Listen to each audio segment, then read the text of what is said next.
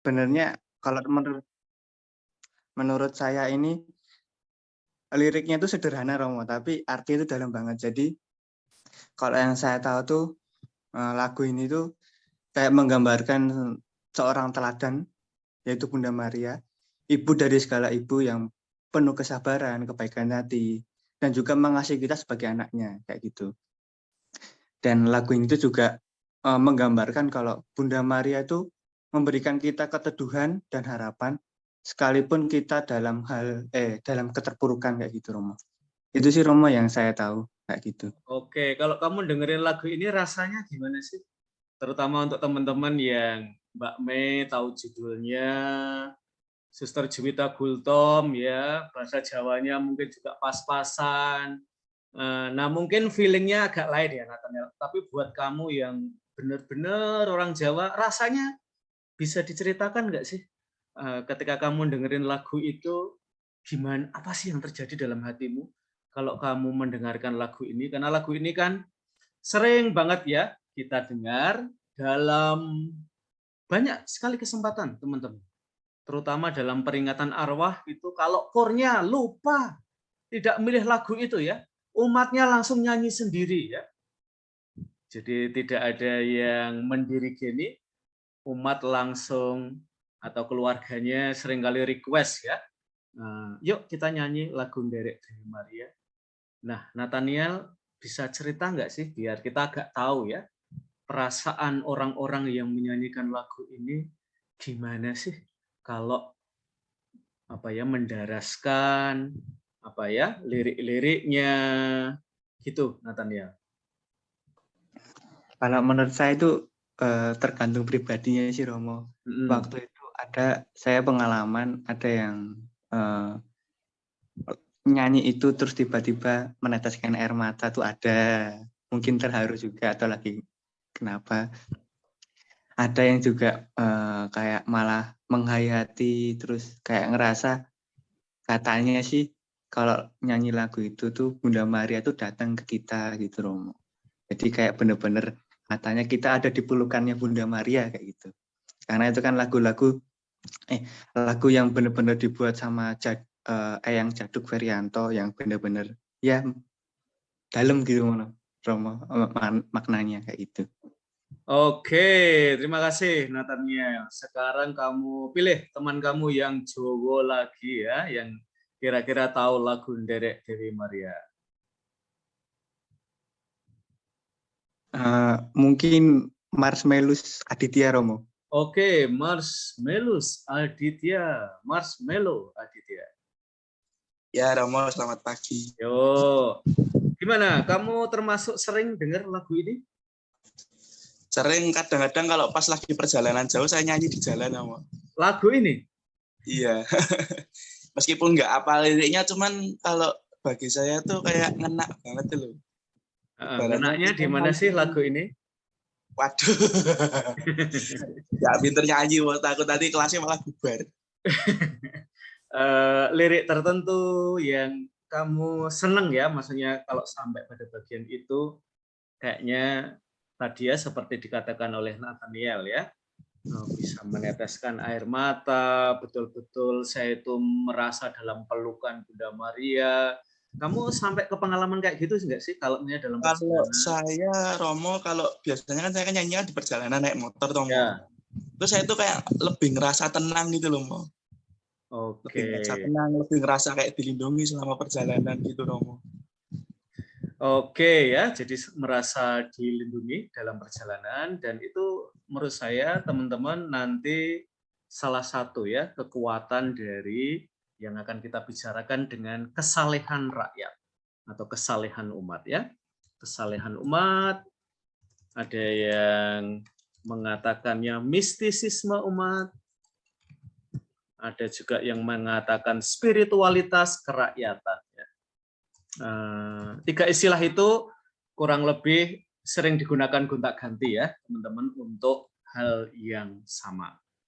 Dan yang menarik teman-teman adalah bahwa hal-hal ini terjadi terutama di kalangan umat biasa. Kadang-kadang malah tidak terlalu terjadi di komunitas religius, di antara para romo, ya. suster, bruder, frater, atau umat yang seringkali udah tinggi banget ya kerohaniannya. Karena kita kadang-kadang mengasosiasikan itu sebagai yang terutama dipraktekkan oleh umat yang sederhana, bahkan miskin atau umat biasa ya. Nah, sekarang kita ganti lagu yang tidak Jawa ya, biar Sister Gultom, Mbak Mei itu bisa ikut berpartisipasi di kelas ini ya. Lagunya kali ini dalam bahasa Indonesia, produksi teman-teman kita di Gereja Santo Antonius Kota Baru ya. Oleh penulisnya Mbak Ana. Dan dinyanyikan oleh mbaknya tadi ya. Mungkin nanti bisa menjadi koleksi lagunya Mbak Mei di Misbah Doanya. Kan sudah ada salibnya ya. Tinggal lagunya. Tidak ada di Madah Bakti. Tidak ada di Puji Syukur. Ada di Kidung Ekaristi Kota Baru.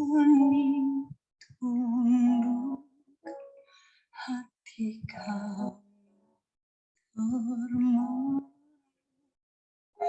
karena dosa kami. Karena tadi saya belum merekam Mbak Mei dan Suster Juwita ya, jadi saya akan tanya kalian lagi ya, untuk mengapresiasi kalian yang membuka kelas ini. Kira-kira lagu ini cocoknya dinyanyikan pada momen apa sih?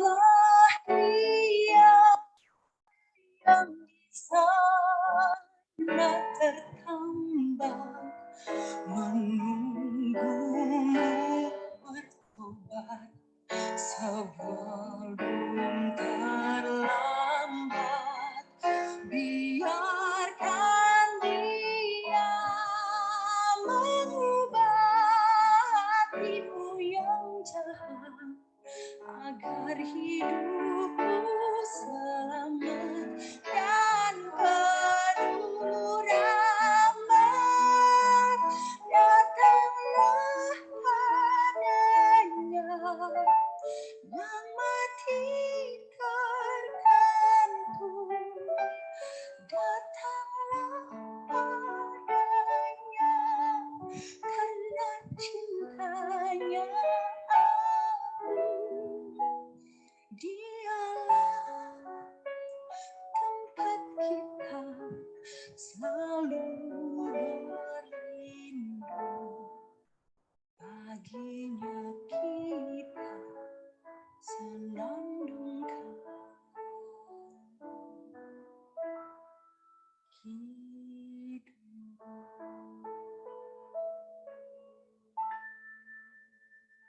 Ya, Mbak Mei pernah dengar lagu ini atau ini baru pertama kali dengar? Suaranya kecil, Om. Mbak Mei pernah mendengarkan lagu ini?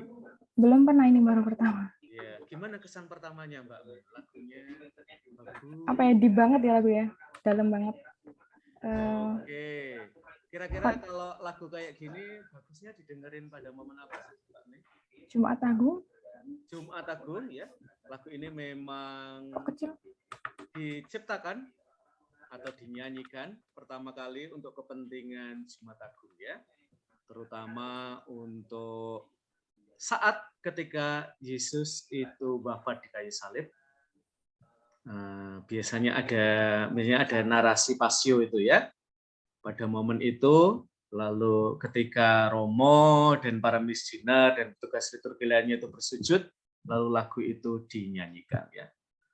Juga pada dramatisasi Natal Prapaskah ya, Jumat Agung juga ketika Yesus itu pada momen wafat di kayu salib, lagu ini juga dinyanyikan ya. Oke, terima kasih Mbak Mei. Sister Juwita Gultom. Ya, Romo. Ya, pernah mendengar lagu ini, Sister? Baru pertama kali, Romo. Waduh, ternyata lagu ini belum sampai Sumatera ya. Lagu ini populer sekali, banyak dinyanyikan di YouTube kalau kalian search ya.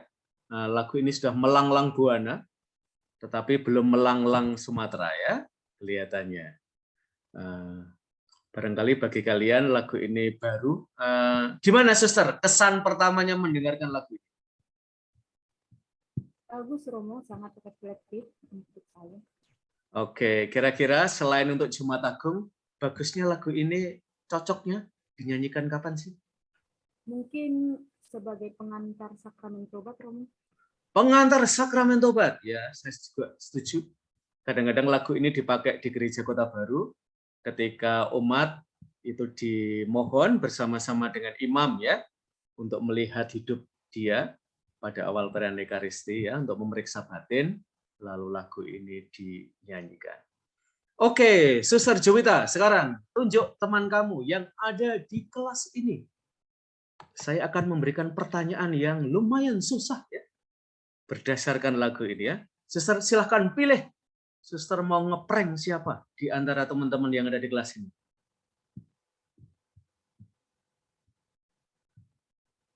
Marcelinus Eligius Kurniawan. Oke, Marcelinus. Marcelinus?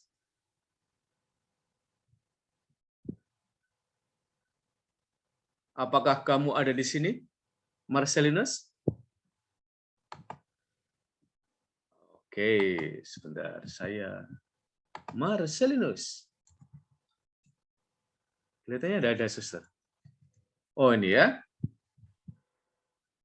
Marcelinus, kamu ada? Ya, sudah. Kita remove aja ya, Marcelinus dari kelas ini ya, karena tidak memberikan respon. Oke. Pertanyaan saya adalah, oke, kamu tulis ya, berarti jawaban kamu. Di sebuah paroki, pada Jumat Agung, dinyanyikan lagu ini. Lagu yang menurut Mbak Yosepin dan Suster Juwita Gultom sangat menyentuh hati, cocok banget ya.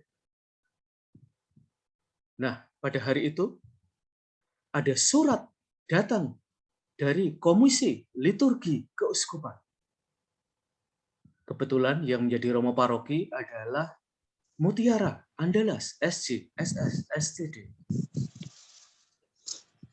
Dan isi suratnya adalah, Romo Andalas, saya mendengar lagu Salib Kayu Agung dinyanyikan di paroki Anda. Padahal menurut ahli liturgi, lagu itu bukan lagu liturgi, tapi hanya lagu rohani populer. Mulai detik ini, saya minta Romo untuk tidak lagi meminta KUR menyanyikan lagu ini sepanjang saya hidup. Marcelinus, silahkan tulis pendapatmu. Ya. Dan sambil menunggu Marcelinus menulis pendapatnya, Suster Juwita, silahkan minta satu lagi teman kamu untuk berpendapat langsung. Yang mic-nya tidak ada masalah. Margareta Esa Romani. Oke, Margareta. Mbak Margareta? Iya Romo. Yuk. Oke, gimana Mbak pendapatmu? Apakah kamu akan membela Komisi Liturgi Keuskupan? Atau kamu akan membela Romo Parokimu ini? Alasannya apa, Mbak?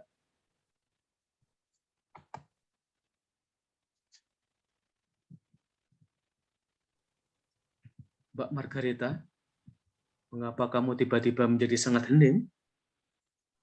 Ini bukan di Golgota, Mbak. Hah? Yuk. Apa pendapatmu, saudariku?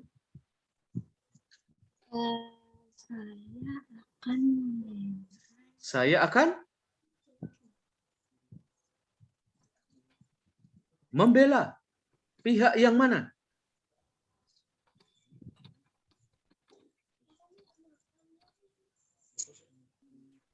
Pihak Romo Paroki. Ingat, ini tim liturgi keuskupan ya. Tidak main-main. Isinya juga dosen-dosen yang sekolah liturgi, lulus pengantar liturgi A ya, para dosen-dosen ini.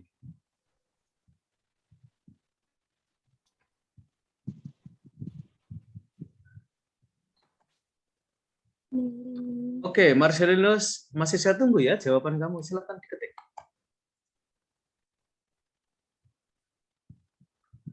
Apa yang membuat kamu bingung, Mbak Margareta? Ini tim liturgi keuskupan sedang ada di balik telepon ya. Romo Andala sedang menunggu masukan jawaban dari kamu ya.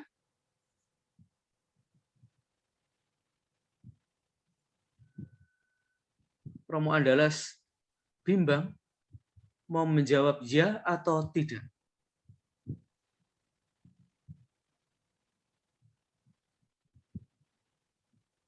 Yuk, Mbak Esa.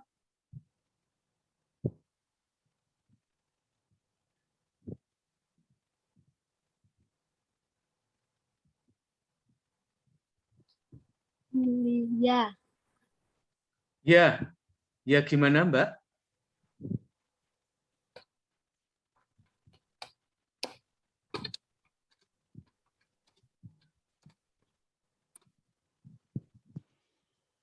Ya, yang mana? Yang keuskupan. Oke, berarti Romo Andalas sebagai Romo Paroki membuat kesalahan yang besar mengizinkan lagu itu dinyanyikan di parokinya. Iya, karena tidak semua lagu rohani populer bisa dijadikan lagu untuk misa mungkin. Oke.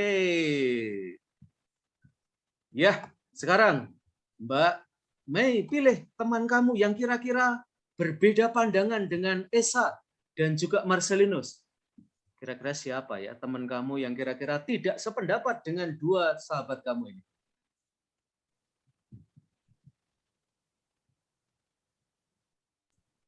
Benediktus saja, Romo. Benediktus. Yuk, Benediktus.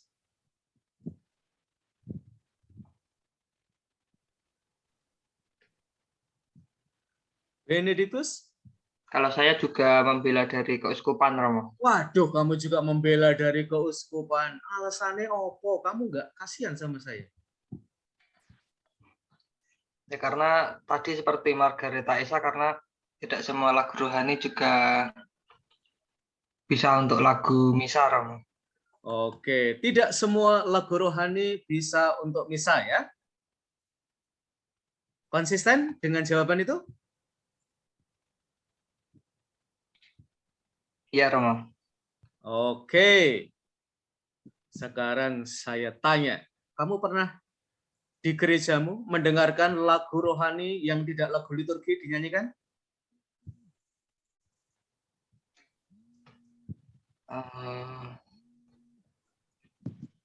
Pernah nyanyi lagu Bapak Kami Filipina enggak? Sudah lama sekali, Romo. Oke, tapi pernah? Kayaknya pernah, Romo. Pernah, Romo. Oke. Lagu itu sekarang dilarang dinyanyikan di gereja. Setuju enggak?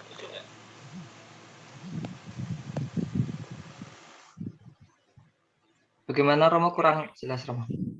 Lagu itu sekarang direkomendasikan untuk tidak dinyanyikan di gereja. Padahal jelas-jelas lagu Bapak Kami. Kamu setuju enggak? Setuju kalau itu, Romo. Karena?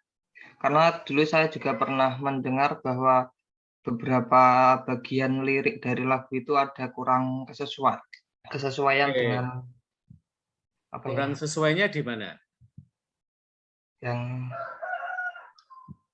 Yang di surga atau di bumi itu, Romo, bagian itu kayaknya. Oke, yang salah? Yang benar? Salahnya di mana? Benarnya di mana? Saya lupa bagian itu yang benar mana, yang salah mana, Romo. Oke, ya. Itu salah satu perdebatan ya yang terjadi juga Dan nanti itu barangkali menyingkapkan ya, bahwa di dalam gereja seringkali ada kecenderungan untuk menjadi sangat, kita sebut aja ya, formalistis atau formalistik ya. Jadi apa yang tidak sesuai dengan kitab suci itu dianggap tidak resmi ya, seperti dalam doa Bapa Kami Filipina itu. Persoalannya adalah doa Bapa Kami sendiri ada versi 2 ya. Nah, gereja menggunakan salah satu versinya. Nah, oke. Sekarang Benediktus, kamu tunjuk salah satu teman kamu yang mungkin akan berbeda pendapat dengan kamu.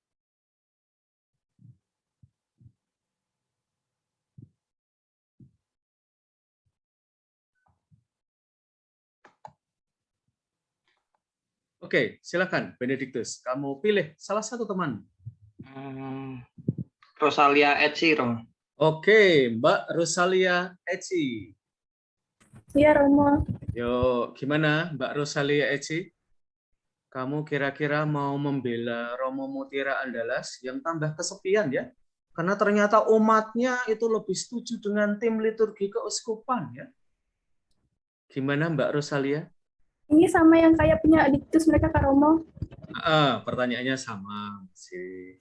Iya, Romo, aku sependapat sama mereka, Romo. Mereka diktus sama Esa. Oke, karena apa Mbak? Sama saja punya. Jawabannya sama kayak mereka aja, Romo. Oke, jawabannya. Waduh, saya kok agak takut ya. Mengapa anak-anak pendidikan kelas ini agak radikal ya?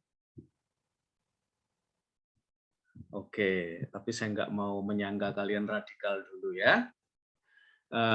Tapi teman-teman, nah,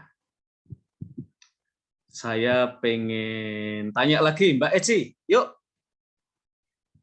Silakan. Ya, menurut kamu lagu-lagu yang ada di Madah Bakti, Puji Syukur, pokoknya lagu yang sering kamu dengar lah atau sering kamu nyanyikan di gereja itu, buat telinga orang muda gimana sih rasanya? Gimana, Romo? Gimana sih rasanya kamu sebagai orang muda dalam banyak perayaan liturgi yang kamu ikuti, kamu menyanyikan lagu-lagu yang itu saja dari Madah Bakti dan dari Puji Syukur. Masih ngena nggak sih lagu-lagu itu buat kalian telinga orang muda? Atau kalian kepeksa ya? Karena udah di gereja, saya wajib nyanyi itu, ya mau nggak mau saya nyanyi lagu itu, kan beda ya? Ngena, Romo. Kadang-kadang kan biasanya hari-hari itu kan beda itu perayaan. Jadi pembawaan untuk kita masuk ke perayaan Ekaristi itu kadang ada, kadang tidak gitu, Romo. Kadang dengan jadi ya maksudnya lagu-lagu itu ada yang ngena gitu. Oke ya. Oke, sekarang teman-teman kita akan lihat di bagian ini ya. Saya akan sekarang menuntun kalian untuk melakukan close reading of the text. Close reading of the text adalah kita membaca secara dari dekat ya teks itu dan kemudian mencoba menarik sesuatu yang penting dari teks itu. Oke, sekarang Mbak Eci, kamu nunjuk satu teman kamu ya.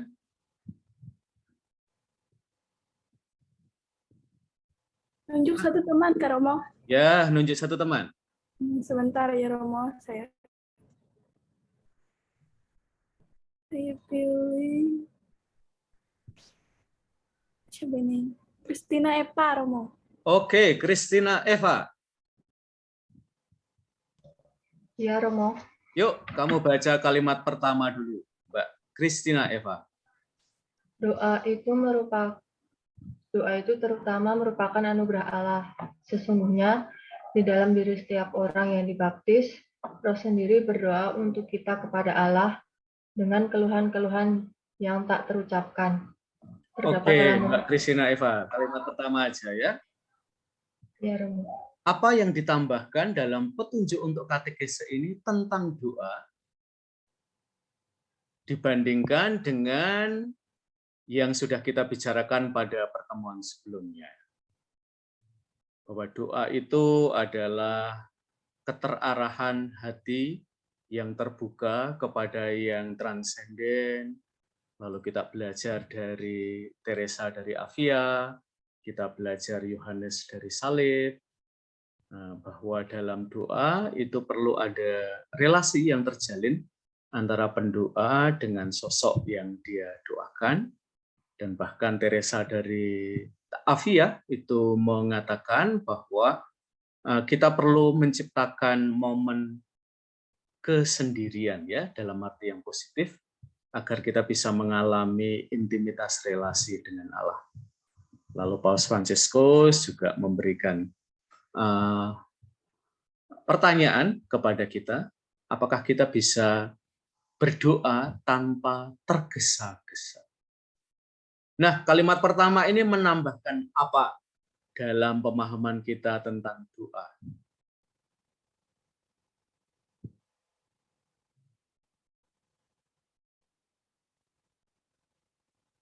Silakan, dicoba dijawab.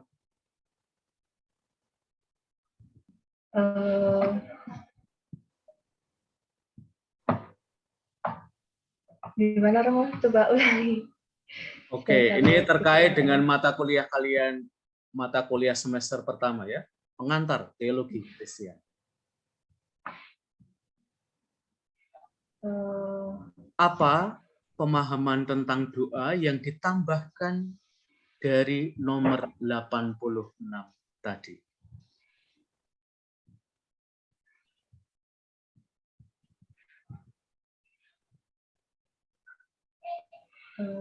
Kalau menurut saya itu doa itu penting ya Romo buat kita sebagai calon katekis. Maksudnya kalau katekis kan kita nantinya kayak mengajar banyak orang ya Romo. Jadi itu doa tuh kayak menjadi dasar itu. Ya, begitu Romo. Oke, kamu tunjuk teman kamu yang lain. 1. Saya menuju Yesi mungkin Romo. Oke, Yesi. Silakan. Iya Romo. Yuk, Yesi, Petronella. Dari kalimat ini apa yang kita bisa tambahkan dalam pemahaman kita tentang doa? Mbak Yesi.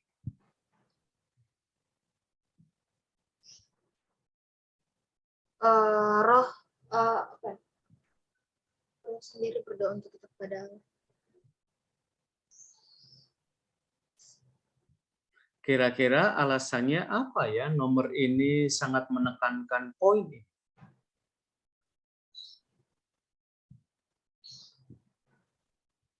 Atau dari pengalaman kamu, doa seringkali jadi seperti apa ya sehingga dokumen ini memberikan tekanan pada sisi yang lain dari doa? Sisi lain dari doa.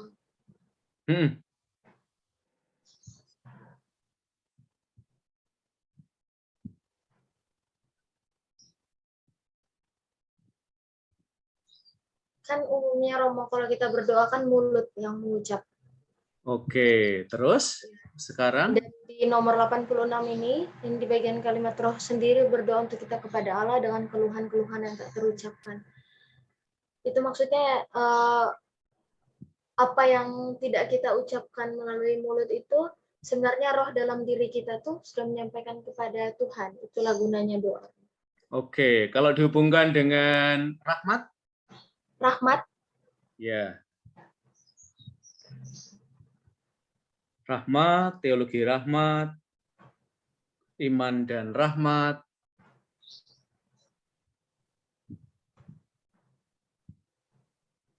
Ini pengantar teologi Kristiani ya. Mudah-mudahan kalian semua sudah lulus. Puji Tuhan, saudara. Ya, silakan dikeluarkan pengetahuan kamu.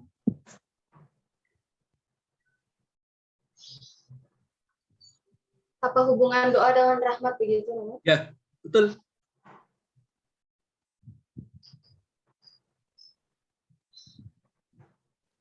Ini close reading of the text itu seperti ini ya, teman-teman. Jadi, dalam sebuah pernyataan sebenarnya ada teologi yang ada di dalam. Nah, saya pengen mengorek ya kemampuan kalian untuk menganalisis pernyataan.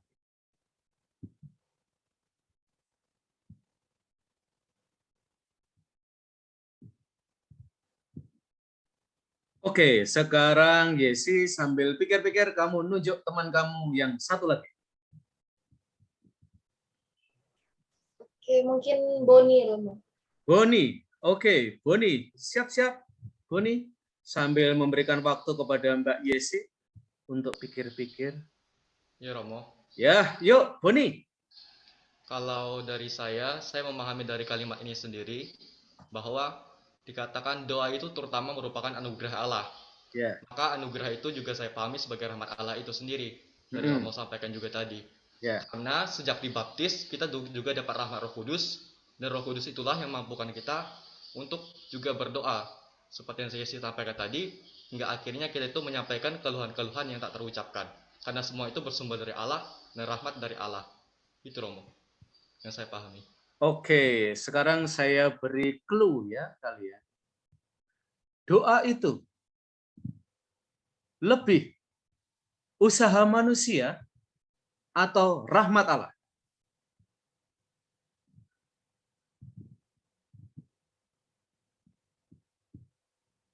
Pilihannya cuma 2 aja ya, teman-teman. Tidak usah bingung-bingung. Pilihannya tidak 3, 4, 5, 6, 7, 8, 9, 10. Cuma 2. Gimana, Mbak Eci? Rahmat Allah, Romo. Mengapa rahmat Allah, Mbak Eci? Karena roh sendiri yang bekerja di dalam kita. Jadi roh itu yang membawa kita untuk berdoa gitu. Oke. Mas Boni setuju dengan Mbak Eci? Setuju Romo. Oke, karena? Kalau alasannya merujuk ke biblis lagi ya, soal iman. Iman itu kan pertama-tama Allah sendiri yang wahyukan diri. Seperti peristiwa ketika Allah mewujudkan dirinya ke dalam semak-semak yang berapi itu kepada Musa. Nah, kalau dari itu dikaitkan ya Allah sendiri yang dulu membangkitkan iman, memberikan iman kepada manusia, sehingga manusia menanggapinya lagi. Seperti itu Romo. Oke ya, jadi ini ya. Dari Suster Juwita Gultom, doa itu bukan hanya karya manusia, melainkan juga anugerah Allah bagi mereka yang sudah dibaptis. Jangan tetapi ya, Suster, melainkan juga ya. Maka doa itu baik usaha manusia maupun rahmat Allah ya. Pertanyaan Romo Andalas itu menjebak ya, seperti biasanya. Jadi teman-teman, di dalam doa itu ada 2 unsur ya, yang tadi Boni juga sudah mengangkatnya ya. Dari sisi wahyu, juga dari sisi iman ya. Yang menekankan usaha manusia ya dari segi imannya ya, tanggapan manusia itu mengekspresikan apa ya, kepercayaan kita pada Allah. Lalu pada saat yang bersamaan ini adalah anugerah Allah. Saya kira teman-teman pernah mengalami ya, doa itu nggak selalu gampang. Kadang-kadang kita mentok, nggak bisa omong lagi. Kita ada di momen yang seringkali speechless. Doanya nggak bisa lanjut. Kita nggak tahu mau lanjutin gimana lagi. But somehow, doa kita akhirnya bisa selesai. Kalau kita pikir-pikir, apakah ini kemampuan saya, usaha saya mencari kata-kata sehingga akhirnya nemu kata-kata yang saya nggak bisa temukan sebelumnya, atau sesuatu yang lain terjadi? Bahwa Roh Allah sendiri menuntun ya kita dan bahkan menuntun lidah kita ya untuk mengatakan sesuatu yang dari pihak kita manusia, kita nggak bisa untuk mengatakannya ya dengan segala kemampuan kita. Nah itu ya teman-teman. Maka nanti kalau kalian nanti di paroki atau juga di sekolah berdoa ya atau mengajari berdoa atau bahkan berkatekese dengan doa, kalian pegang kata-kata ini ya. Doa itu sekaligus usaha manusia maupun juga anugerah Allah. Usaha manusia itu biasanya nanti sangat kelihatan ya teman-teman. Ketika kita menyusun doa itu kita pengen rapi banget ya. Gramatikanya, tata bahasanya itu A. Ya. Tetapi apakah itu doa yang paling baik? Barangkali dari sisi manusia ya. Tetapi mungkin kita kurang memberikan ruang pada bahwa di dalam doa kita seringkali perlu membuka agar tetap ada ruang bagi Allah untuk intervensi di situ. Nah, dan mungkin ini kalian alami ya, bahwa doanya udah direncanakan, udah ditulis, rapi, tinggal dibacakan, tetapi di tengah-tengah doa kalian merasakan ada gerakan untuk melakukan improvisasi atas doa kalian. Dan nanti secara iman kita melihatnya sebagai Allah intervensi di dalam doa kita. Menjadikannya jauh lebih baik ya, karena kita tidak tertutup terhadap Allah yang membisikkan kata-kata yang perlu kita ucapkan ya. Kadang-kadang keluhan yang kalau secara manusiawi tidak terucapkan tapi dimampukan untuk kita sampaikan kepada Allah ya, karena intervensi Roh Kudus itu. Nah, itu bagian yang baik ya, teman-teman dipegang untuk melengkapi pertemuan-pertemuan sebelumnya yang sangat menekankan usaha manusia ya di dalam doa, di dalam menyusun, memilih kata ya, mengisinya apakah dengan sembah sujud, dengan pujian, dengan kepercayaan seperti anak pada Bapa, ada permohonan, ada ketakjuban, ada kemuliaan Allah, dan seterusnya. Oke, sekarang teman-teman kita akan melihat praktik yang ada di sekitar umat kita terkait dengan difusi ya. Mudah-mudahan lalu kita semakin punya pemahaman yang lebih komprehensif ya, terutama agar kita tidak main menghakimi ya. Ini teman-teman tempat ziarah yang saya pernah ke sana juga. The Mexican capital for the Day of the Virgin of Guadalupe, celebrated on December 12th. It's the largest Catholic pilgrimage in the world and an important religious festival for many faithful Catholics. This year, however, the coronavirus pandemic has put those celebrations on hold. Karina Rojas was among the last Catholic pilgrims to visit the holy shrine before authorities closed it to the public. Que mi mamá se encuentra en el hospital. My mother's in the hospital. She's in very serious condition, and I have faith that Our Lady of Guadalupe will help me so that she'll be home soon. Mexico City's national shrine houses an image of the Virgin Mary, which, according to a legend dating back to 1531, is said to have miraculously imprinted itself on a cloak belonging to an indigenous boy named Juan Diego. The Day of the Virgin of Guadalupe is Mexico's largest annual public gathering. On any other year, this area outside of the Basilica of Our Lady of Guadalupe would be a sea of worshipers. But as deaths from coronavirus have continued to increase dramatically, so have restrictions on public gatherings. Enforcing these restrictions are more than 1,700 Mexico City police officers. With the annual pilgrimage officially canceled, church leaders and government officials have encouraged devotees to attend Catholic Mass via television or live stream ceremonies online. Boris Loredo, an artisan in the state of Oaxaca, says even though people aren't allowed to visit the national shrine, they can still bring the Virgin of Guadalupe into their homes. What's being proposed is for people to not go outside and instead set up an altar in their homes where they can receive the blessings of the Virgin, and where we can still say the same prayers we're used to. I'm sure the Virgin would gladly make an exception in this case and visit each one of us in our homes. The annual pilgrimage for the Day of the Virgin of Guadalupe is a tradition that reaches far beyond Mexico's borders. Even though travel to her sanctuary won't be possible this year, faithful Catholics in Mexico and around the world are finding other ways to worship. Manuel Rapalo, Al Jazeera, Mexico City. Oke, mungkin itu alasan ya keluarganya Mbak Mei ya punya mesbah di rumah ya. Mungkin nggak ada yang tanya ya mengapa keluarganya Mbak Mei, orang tuanya membangun mesbah di rumah, ruang doa ya. Tapi di kuliah teologi doa dan devosi kita mencoba bertanya untuk melihat lebih dalam lagi ya, karena pasti ada alasannya.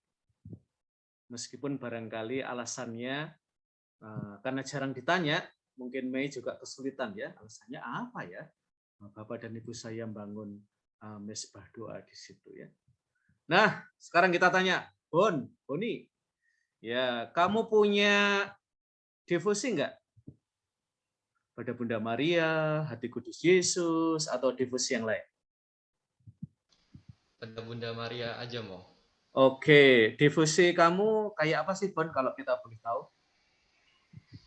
Kalau yang saya sering, karena misalnya, ini jujur ya mau, misalnya saya malas untuk doa spontan, saya buat kata-kata, ya saya berserah ke Bunda Maria, 3 kali Salam Maria gitu, sebelum tidur, atau apa, seperti itu Romo, kalau doa saya. Oke, jadi devosi kepada Bunda Maria dan juga pada doa Salam Maria itu seringkali menyelamatkan iman orang muda ya.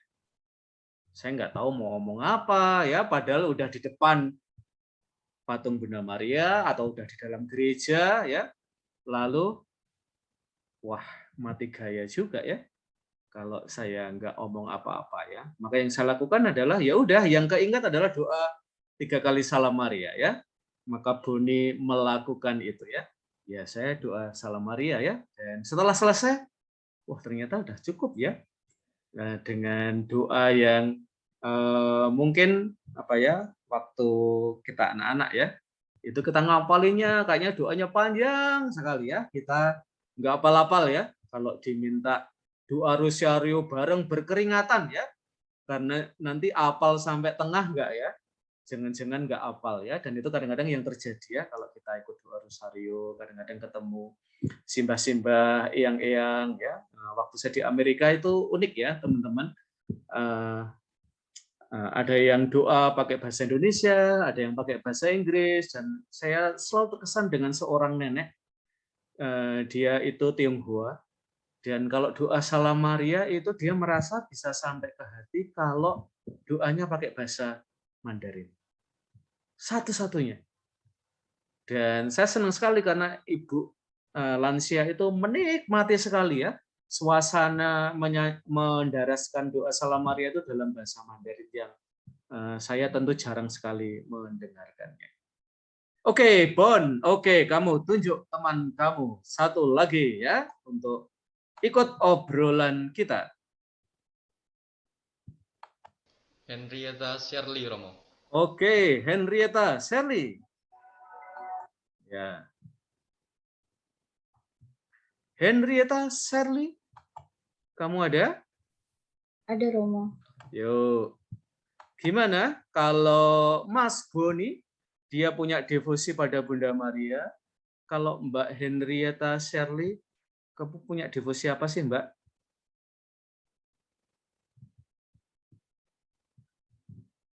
Devosi itu sebuah praktek religius yang tidak diwajibkan oleh gereja. Jadi hukumnya sunnah ya, teman-teman, bukan wajib. Juga biasanya tidak ada gerak-gerak tertentu yang diwajibkan ya. Kalau kamu perayaan Ekaristi itu kan perayaan resmi ya dan bersama. Itu berdiri, duduk, berlutut dan macam-macam itu biasanya diatur ya. Tetapi kalau devosi itu lebih punya kebebasan ya. Nah, yuk Mbak Henrietta. Iya, Romo. Kalau saya jujur aja saya itu sama ya kayak Boni Romo. Saya itu kalau saya malas berkata-kata ya paling saya Salve Maria gitu. Paling kalau doa gitu ya minta perlindungan sama Bunda Maria gitu. Oke, ini ya Mbak Henrietta, tadi kan kamu lihat ya di Guadalupe itu ada ibu-ibu ya, ada bapak-bapak yang berdoa itu sambil membawa lukisannya Maria Guadalupe ya, dan dengan bertelanjang dada ya dia berdoa sambil merangkak di situ. Ada ibu-ibu juga yang cara berdoanya itu istimewa sekali ya, yaitu berjalan tidak dengan kakinya tapi dengan lututnya. Kalau menurut Mbak Henrietta, cara berdoa seperti itu lebay atau bisa dibenarkan sih Mbak?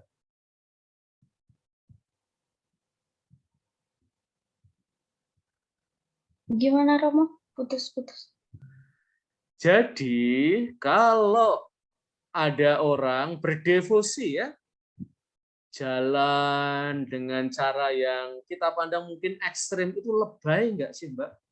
Seperti yang ada di Guadalupe tadi kan ada bapak-bapak bertelanjang dada, lalu membawa lukisan besar sekali dari Maria Guadalupe ya, dan bapaknya itu berjalan merangkak ya, tangan dan kakinya dan lututnya itu jadi kaki semua. Lebay atau kamu bisa menerangkan, Mbak? Menurut saya sih mungkin enggak lebay ya Romo, karena Mengapa nggak lebay, Mbak? ya menurut saya tiap orang itu punya cara berdoanya masing-masing gitu Romo. Oke, kalau cara berdoanya Mbak Henrietta sampai segitunya nggak sih? Enggak, saya enggak sampai itu Romo. Oke, kamu tinggal di mana Mbak sekarang? Saya kalau sekarang udah di Jogja. Aslinya? Kalimantan Timur Romo. Kalau di Kalimantan biasanya ada nggak sih cara berdoa yang sangat populer ya, terutama di kalangan masyarakat setempat gitu, tidak harus Katolik ya, tapi dari suku ya, yang mungkin kalian sebagai orang Katolik di Kalimantan mengadopsi ya sebagian dari cara doa yang ada dalam masyarakat setempat gitu. Kayaknya nggak ada di rumah berdoa paling ya berdoa dengan cara biasa. Ya, nanti teman-teman devosi itu atau agama kerakyatan atau spiritualitas kerajaan atau mistisisme umat terutama yang sangat sederhana itu seringkali sangat dipengaruhi oleh lokalitas ya, perjumpaan mereka dengan budaya setempat ya. Oke, mari kita touring ya. Ini tempat yang sering menjadi destinasi devosi juga. Kita bersatu dengan seluruh umat Tuhan, kita menyambut Sang Raja.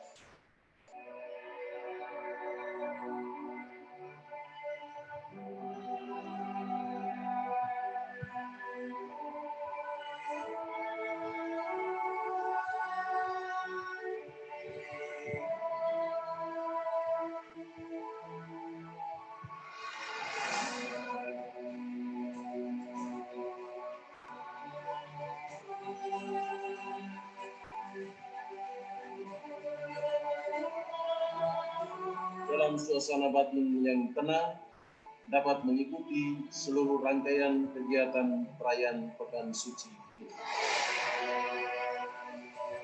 Ave Maria, llena de gracia, Señor con vos, bendita tú eres entre las mujeres, y bendito el fruto de vuestro vientre, Jesús. Santa María, Madre de Dios, ruega por nosotros pecadores, ahora y en la hora de nuestra muerte. Amén.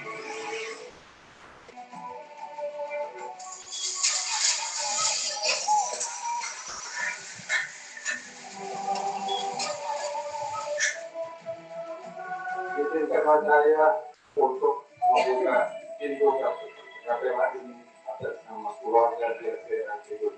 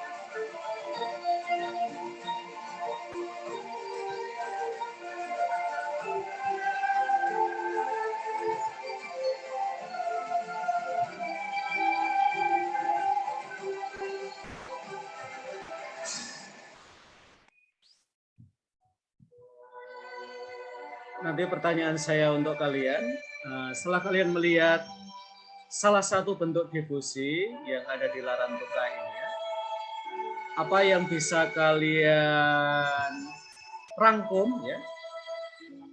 Devosi itu apa, atau ada sisi devosi yang barangkali apa ya lebih populer di wilayah tertentu dan barangkali kurang populer ya di tempat-tempat yang lain. Juga berdasarkan teks yang sudah saya bagikan. Ya. Oke. Nah, sekarang Boni, kamu milih salah satu temanmu, Bon.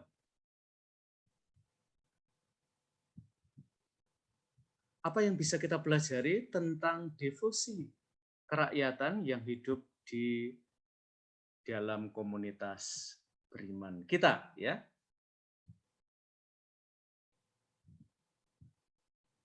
Yuk, Boni, pilih salah satu temanmu. Bentar, Romo. Si Franz, Romo. Oke, Franz. Yuk. Ya, Romo. Oke, Franz. Apa yang bisa kamu katakan kepada teman-teman kamu tentang devosi dari tayangan tadi? Kalau setelah melihat tayangan tadi, saya menyadari bahwa devosi itu akan lebih dihayati apabila prosesnya atau pelaksanaannya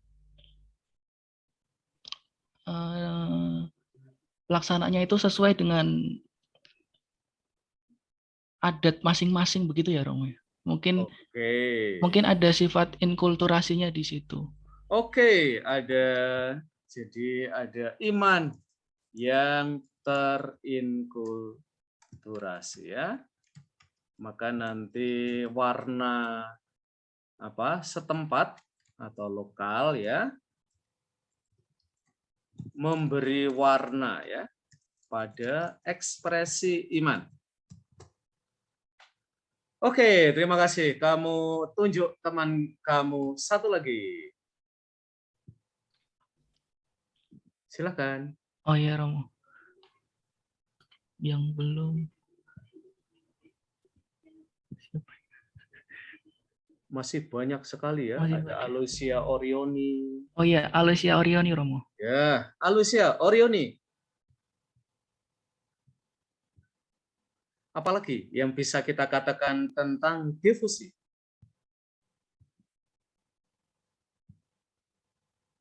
Berserah, Romo. Berserah, bisa diberi keterangan lagi, Mbak Alusia Orioni? Mengapa kata berserah muncul dalam benaknya Mbak Alusia Orioni? Karena dalam doa itu kita menyerahkan sepenuhnya hidup kita, terus batin kita ke Tuhan, supaya apa yang kita pikirkan melalui batin kita, supaya kita bisa serahkan ke Tuhan. Gitu, Romo. Oke, ya, kalau nanti di dalam teks kalian akan menemukan dua istilah yang juga dipakai oleh Paus Fransiskus, ya. Yang pertama adalah credendum deum. Yang kedua adalah credendum in deum. Bedanya apa ya? Credendum deum itu berarti apa ya? Kepercayaan yang lebih memberikan ini ya, sisi kita sebut aja sisi intelektual ya. Jadi menekankan pengetahuan akan Allah. Jadi Allah di sini menjadi kita sebut aja ya objek ya.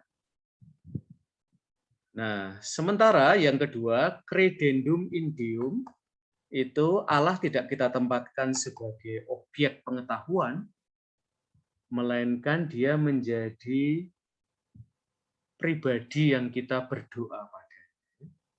Maka itu ada dua sisi ya, credendum in deum dengan credendum deum. Maka terutama nanti kalau teman-teman ya terlibat dalam kelas katekese atau katekumen atau apa, teman-teman kita perlu menjaga ya keseimbangan antara sisi yang credendum deum dengan sisi yang credendum in deum. sisi credendum diem itu paling gampang kalau kita membuat tes setelah kita menyelenggarakan kelas katekumen itu ya. Kalau di atas 70 boleh dibaptis, kalau di bawah 70 pikir-pikir untuk dibaptis, apakah perlu ditambah waktunya? Itu sisi yang lebih credendum. Maka seringkali di paroki yang dilakukan selain melakukan tes tertulis, seringkali yang kita lakukan adalah juga tes lisan atau wawancara lisan. Karena bisa jadi iman kita itu tidak semuanya bisa kita pengetahuankan. Tidak bisa kita omongkan dalam bentuk kata-kata yang sangat runtut, sistematis, dan seterusnya. Nah, misalnya dalam percakapan dengan katekumen, barangkali pengetahuannya akan Allah itu lebih terbatas, tetapi pengenalan akan Allahnya jauh lebih kaya. Sehingga nanti itu akan jadi pertimbangan buat kita ya, untuk seseorang ini memenuhi kelayakan untuk kita baptis, atau nanti juga menerima sakramen krisma, atau juga komuni, dan seterusnya. Ya. Nah, kadang-kadang di paroki, kadang-kadang kita jatuh pada credendum diem. Kita cuma ngecek pengetahuannya, tetapi pengenalannya kadang-kadang kurang kita beri perhatian. Nah, sisi credendum diem itu lebih iman yang barangkali lebih ada di dalam hati, ya, yang tidak selalu mudah untuk kita keluarkan dalam kata-kata, tetapi menunjukkan keberimanan kita. Sementara yang credendum diem itu sisi iman yang lebih bisa kita ini ya sampaikan dalam kalimat-kalimat yang runtut, sistematis, logis, dan seterusnya. Oke, terima kasih. Silakan kamu menyebut satu teman kamu yang lain.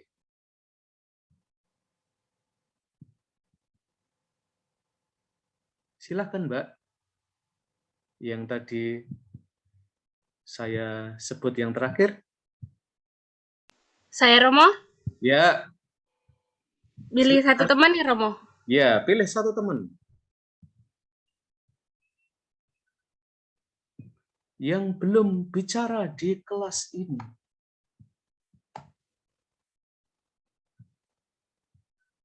Masih banyak? Anastasia Gracia Romo. Oke, Anastasia Gracia. Iya Romo, gimana?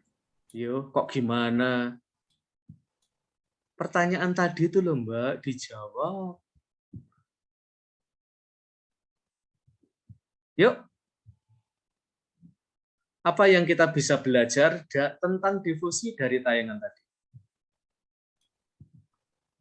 Kita ini ya Romo, kalau saya melihatnya Romo, devosi itu bukan semata-mata hanya memuja Tuhan gitu ya. Nah, tapi juga kita ingat akan ciptaan Tuhan, ingat akan alam, juga akan hidup bermasyarakat, terus juga jadi intinya bukan hanya sekedar rohani saja gitu Romo, tapi juga meliputi kehidupan di bumi ini begitu Romo. Oke, jadi nanti praktek-praktek juga doa ya, difusi. Seringkali difusi itu melengkapi ya, yang hal-hal dalam liturgi kita yang kadang-kadang kering ya, tidak merespon kebutuhan terdalam kita. Misalnya ya, karena di paroki romonya atau liturginya tidak pernah bicara tentang sakit, penyembuhan, lalu sebagian umat lebih merasakan bahwa Allah itu mendengarkan permohonan mereka yang sedang sakit dan mohon penyembuhan dengan ke Gua-Gua Maria. Jadi difusi kepada Bunda Maria, apalagi Bunda Maria dipandang sebagai penyembuh, penolong, pelindung, itu akan lebih mengena ya untuk umat kita. Maka teman-teman, karena juga ini ya liturgi dan juga mata kuliah ini, saya harap nanti ini saling memperkaya satu sama lain ya. Karena seringkali devosi yang sangat hidup itu sebenarnya juga mengajukan kritik ya terhadap liturgi kita yang kadang-kadang kurang memberikan tempat pada aspek-aspek yang lebih afektif ya. Kadang-kadang liturgi kita itu kering karena semuanya mau disampaikan dalam bahasa kata. Maka seringkali baik juga ya, terutama nanti kalian kalau diminta terlibat ya di dalam tim liturgi atau apa ya, ada banyak hal yang bisa disampaikan dengan bahasa selain kata-kata ya. Apakah itu dengan nyanyian ya, yang ada geraknya, ada worship dance, dan macam ada dramatisasinya, mungkin ada pembacaan puisi tertentu yang apa ya merupakan refleksi dari bacaan dan seterusnya. Oke, rekan-rekan, demikian kuliah kita untuk siang hari ini. Nanti terutama bagi kalian yang masih merasa terutama pengetahuan kalian tentang devosi perlu diperkaya, silahkan kalian membaca lagi teksnya, karena teksnya sangat kaya dan ini akan membantu kalian ya. Juga nanti kalau ada yang mau nulis skripsi ya di sekitar devosi, kadang-kadang yang sering kita lihat adalah kadang-kadang bacaannya tidak terlalu kuat, sehingga ketika menganalisisnya itu menjadi agak miskin ya. Maka silahkan kalian memanfaatkan literatur yang ada, literatur yang paling baru yang kita miliki sekarang ya, petunjuk untuk katekese, untuk melihat apa ya secara lebih empatik ya, secara lebih apresiatif praktek-praktek devosi ya, dan tidak buru-buru ya mengadili devosi ini salah, devosi ini takayul, devosi ini terlalu melo dan macam-macam ya, yang kadang-kadang lahir dari pandangan kita yang terlalu menekankan credendum Deo. Terima kasih untuk partisipasi kalian dalam kelas ini dan kita ketemu lagi minggu depan. Terima kasih semuanya. Terima kasih, Wada. Terima kasih, Terima kasih, Romo. Terima kasih, Romo. Jangan lupa presensi ya, teman-teman.